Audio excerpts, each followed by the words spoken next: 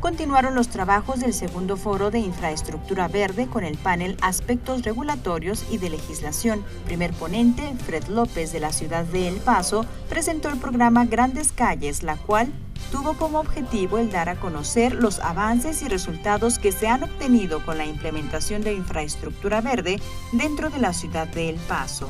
El modelo, dijo el ponente de El Paso, se basa en el programa Grandes Calles, que busca dar acceso a todos los usuarios en la vialidad, independientemente de la edad, capacidad o modo de transporte. El objetivo es tener un impacto positivo en la salud pública, en la seguridad vial, en el desarrollo económico y promover un orgullo por la comunidad. Our experience was that back in 2011-12, we adopted a new comprehensive plan, and the focus of that comprehensive plan was really to ensure that infrastructure, not just roadways, parks, municipal buildings, all included elements that promoted pedestrian, bicycling, and mass transit. And out of that, what we immediately identified is that we did not have a street tree ordinance. So we like to say in El Paso is that street trees are the most cost-effective ways to really transform a street. In 2012, we created a transportation planning program, and I headed the program at that time, and our whole emphasis was transforming our streets. And so we utilized these principles, particularly when we adopted a street capital improvement program in 2012. This program, we took the approach of reconstructing several of our roadways in a lot of our inner city areas of the city, and that gave us this great opportunity to go and introduce these elements in those roadways.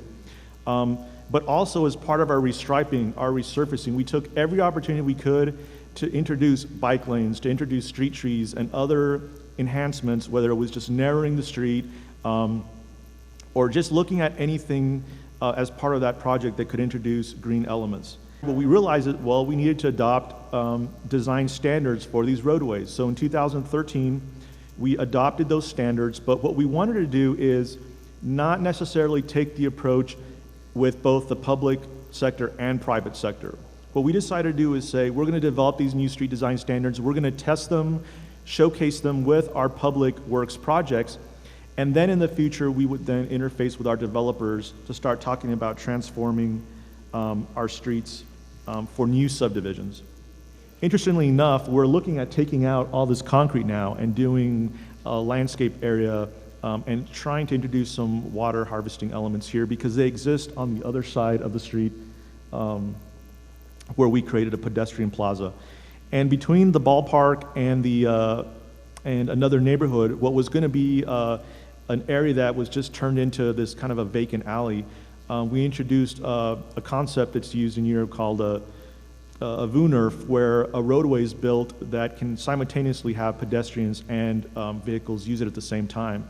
And it's been a very successful project, and we've gotten a lot of support from it, and we're looking at introducing this concept in some other areas in downtown. We went, before we started any of the plans, had a neighborhood meeting where we had over 100 people attend, and asked them simple questions like, what type of crosswalk designs do you like? And we use electronic polling devices to really gauge their input.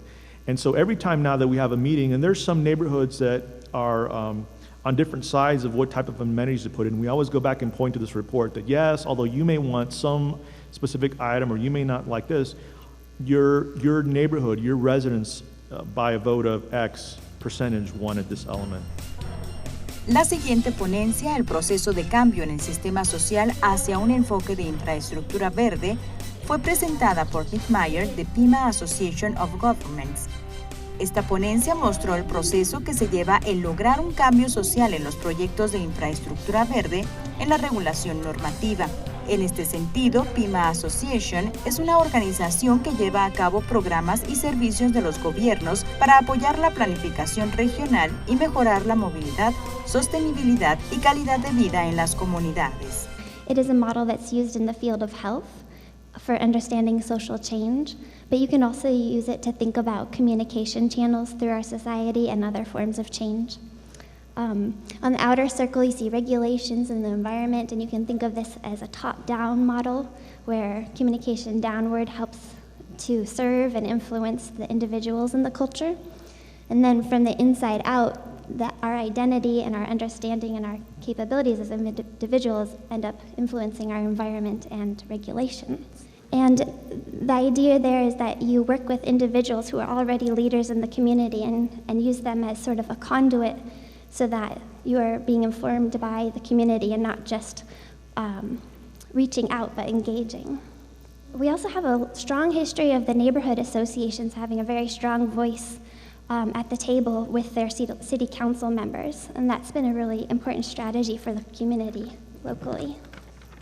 Val Little in 1988 did a survey of Arizona and found that 13% of residents were using gray water, but all illegally, as illegal at that time. Yet there was a strong demand for it.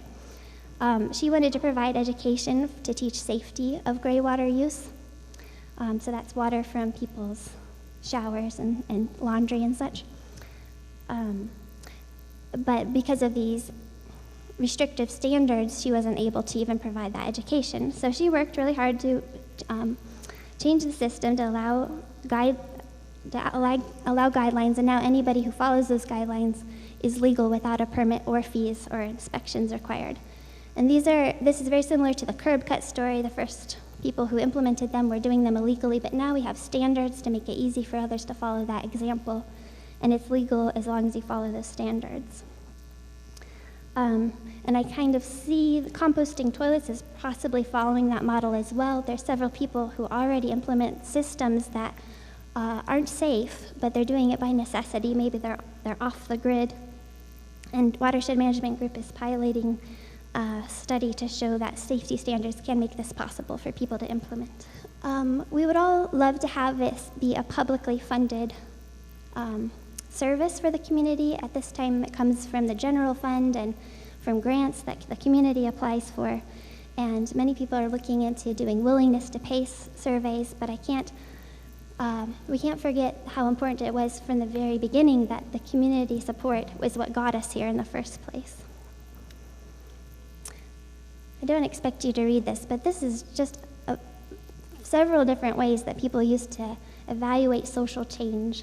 And rather than just choosing one approach, a top-down approach or a bottom-up approach, I picked and chose different pieces that really fit our community because I see it as a really cyclical process that we've been in for many years.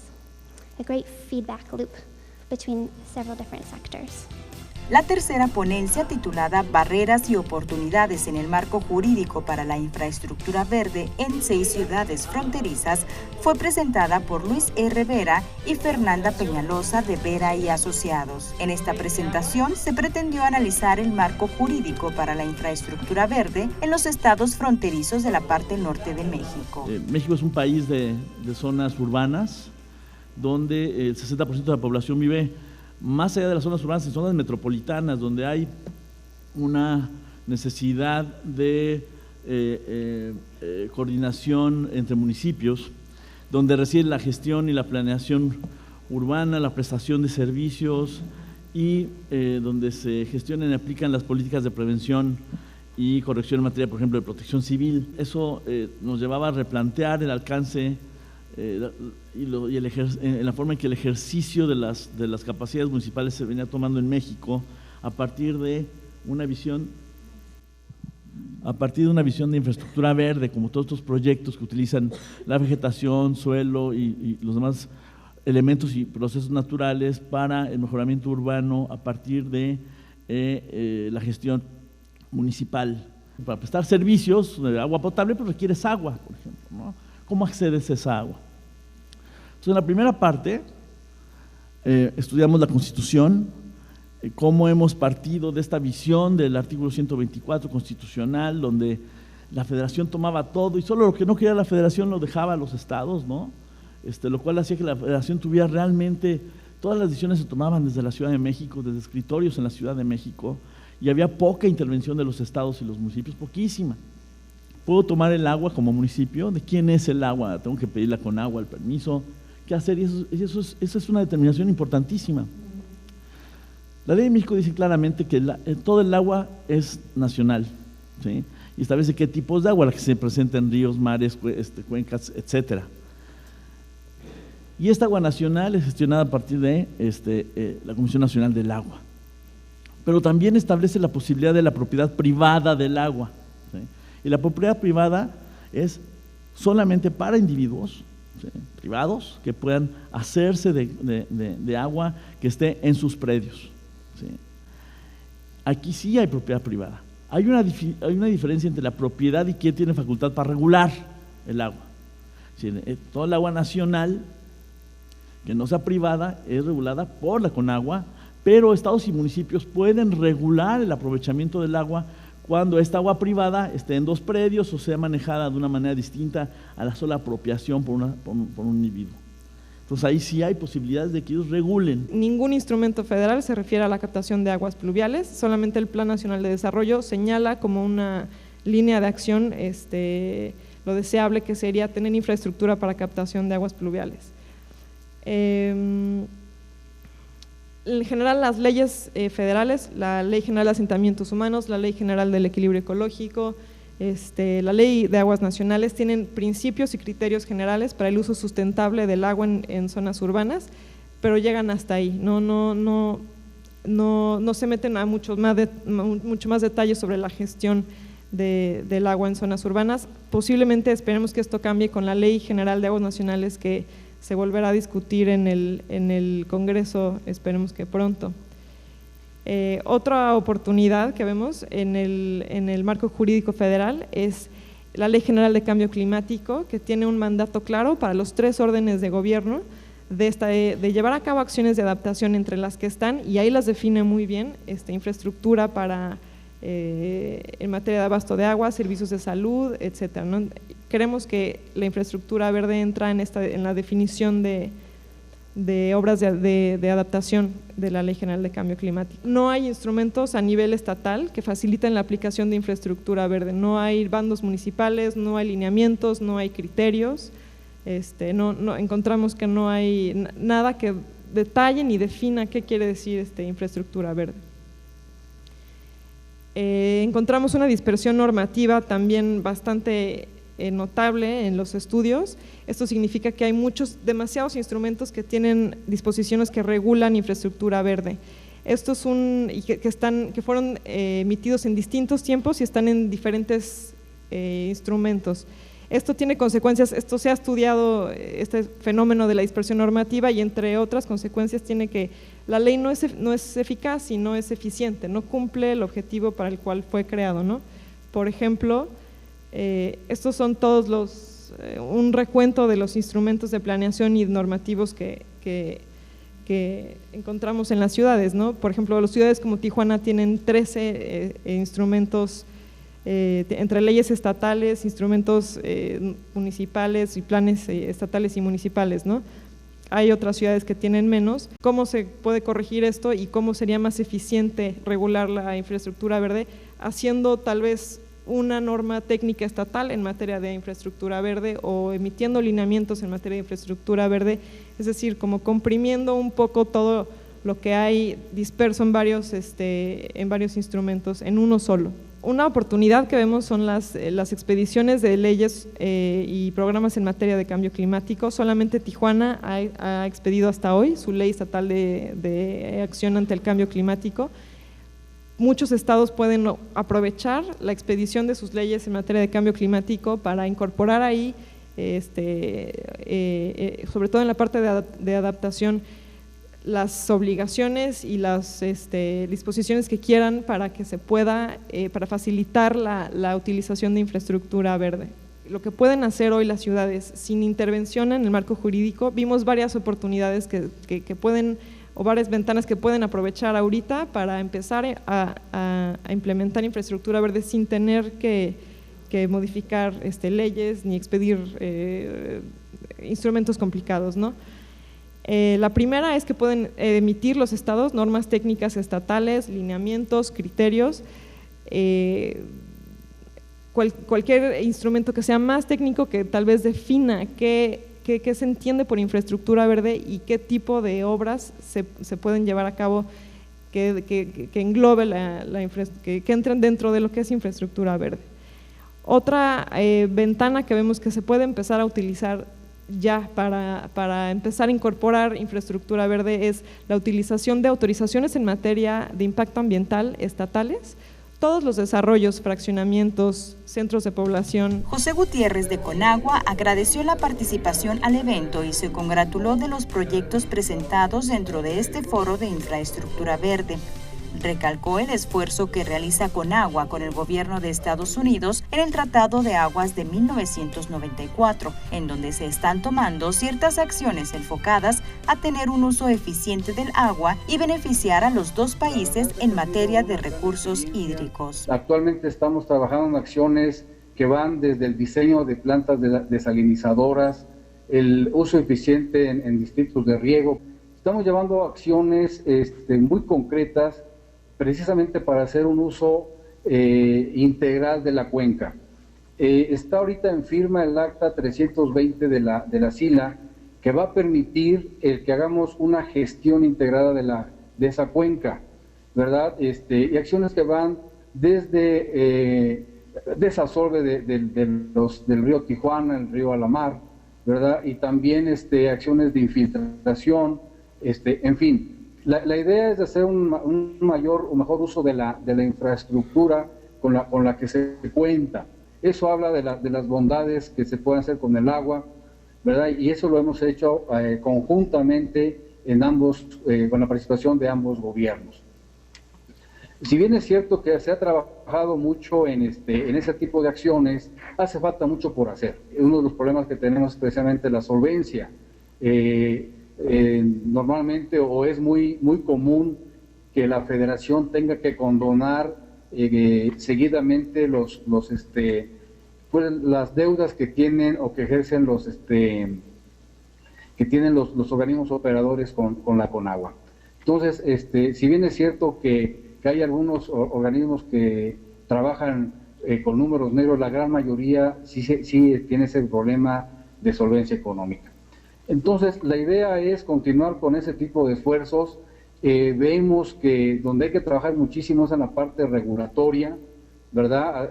Crear normas que permitan hacer un uso eficiente del agua, que permitan que el tratamiento de las aguas sea amigable con el medio ambiente. Nos llama mucho la atención que en gran parte de las ciudades de nuestro país no cuente con una normatividad que permita que solamente el agua residual tratada sea empleada para riego de áreas verdes. Lo comentaba ahorita el doctor Vera, si bien es cierto, doctor, que los jardines que están en Mazarik se van a regar, van a ser con agua residual tratada seguramente. Si ustedes dan una vuelta por Tijuana, se van a dar cuenta que hay varias áreas verdes y que son regadas con agua potable, aun cuando Tijuana tiene las tarifas más altas de nuestro país. Entonces son de las cosas en las que debemos trabajar, estamos trabajando de hecho ya en ello, y por supuesto que representa un gran desafío para poderlo hacer conjuntamente con ambos países. Por la tarde, después del segundo panel, Julia Fonseca de Paty Sustainability Office presentó la ponencia magistral titulada Precursores de Infraestructura Verde, Plantas Nativas y Viveros y el Programa de Plantas Nativas del Condado de Pima. The first idea is retaining the plants in place, not disturbing them at all, so that they can provide the functions that they're already providing so well. And then the second approach that we use, obviously, would be to actually restore areas that have been degraded by previous activities, including those of our own, but not necessarily just our own. Streamside vegetation strips are extremely important for the desert wildlife that surrounds us. And you know, we have national parks, we have national forests all around us, and these watercourses are the things that are the corridors for the wildlife movement to come into the areas peripheral to Tucson. So our citizens are concerned about wildlife as well, not just the U.S. Army Corps of Engineers. La experta describió algunos temas y momentos clave en la consolidación del interés en plantas nativas en el condado, entre las cuales destacó las siguientes. En 1929 se publica la Ley de Plantas de Salvamento y Restricciones de Cosecha en Plantas Nativas de Arizona, utilización de plantas nativas como íconos estéticos del condado. sensibilidad ecológica en el diseño de vialidades, ética en la conservación del agua, desarrollo de un vivero de plantas nativas para la producción de especies y distintos usos. Now, another thing that's been driving us towards the use of native plants in the landscape has been our experience with different climatic conditions. So in 2006, we had lots of windstorms. We had a great summer monsoon, but it was very windy, and we had a lot of plants that fell over. And this is extremely damaging. You know, you're talking about 30 years of tree growth here. But one of the things we do notice is that a lot of these are non-native trees that have shallow root systems, in part because they're dependent on frequent irrigation, but it may also be just the way that that plant grows. So this is down at the lower left-hand side. That's a South American mesquite, and we see that they fall over in windstorms much more readily than the native mesquite, which has that deep taproot. By 2003, we had a native plant nursery. And originally, we contracted with a local nursery to run this facility, but in time, we took that responsibility over. And so today, we have a native plant nursery that has 20,000 plants in stock right now. I just got a spreadsheet about what they have. And they're growing them out for 11 different projects right now. These include trailhead projects, wildlife habitat improvement projects, parks projects, a road project, I'm trying to think of what else, a couple of building projects, and finishing up one of our environmental restoration projects. So they grow things in a variety of container sizes, and when they grow a plant, you know, it's not just one species of that type of plant. Like there's 24 agave species they use that are, you know, serve all sorts of different purposes. Not just one milkweed, but 7 types of milkweed. Not just one type of native grass, but a lot of different native grasses because you have different soil conditions and different project needs. So we're really trying to have a diverse mix there. We are now changing our landscape design to deal with water quality issues in the urban area and the rural area, and to harvest the water. Is that now we look to plants, native plants, to provide shade. So here's some data. We don't have comparable data for all of the city of Tucson, but in Phoenix, they did a survey of, you know, what are the plants that provide shade? And, you know, native velvet mesquite was the dominant plant in Phoenix. And somebody else mentioned Trees for Tucson. This is a program that's actually funded by Tucson Electric Power. So they realize that you can save a lot of energy, homeowners can save a lot of energy, and the benefit to the utility is better reliability of providing energy during peak summer energy use if people will only plant trees around their houses. Another thing that we'll be looking to get from native plants in the future, I think, is clean air. There are now programs to look at the value of trees for cleaning up the air quality. Another thing that we're starting to think about, and because we're already in this program of using native plants, we can say, we know that our native plants are providing food sources for pollinators, like the monarch butterfly. Now they're finding out that monarchs need resting places, and they're preferentially selecting native Gooding willow and native mesquite trees. And fortunately, because of all the past history that we have for using native plants for other reasons, we have a very well-developed suite of plants in our nursery to deal with a lot of these new requirements. So we don't have to reinvent anything. The plant materials are already in use. And there's so many different beautiful plants to choose from. Just to sum up then, native plants are turning out to be more useful than we can imagine. We keep finding new uses for them that reaffirm our commitment to keep using native plants and to learn more about them. But it is a long process, and it requires a lot of self-education.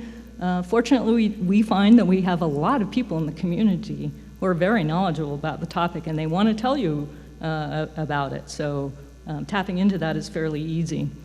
We found success in being incremental, but we have also found that we need to nurture those native plant suppliers, whether they're in the private sector or in the form of growing our own through our nursery. And then, as always, education of ourselves as well as the community is something that we always have to do, and keep spreading the information and sharing it with other people.